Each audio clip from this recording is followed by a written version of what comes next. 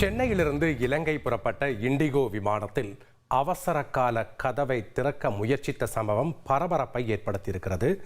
மேலும் ஓடுபாதைக்கு விமானம் சென்றபோது அவசர கால கதவு திறக்க முயற்சி நடைபெற்றிருக்கிறது. அவசர கால கதவை திறக்க முயன்ற குஜராத்தைச் சேர்ந்த பயணி லட்சுமணன் என்பவர் போலீசாரிடம் ஒப்படைக்கப்பட்டிருக்கிறார். தொடர்ந்து அவரிடம் விசாரணை நடைபெற்று வருகிறது.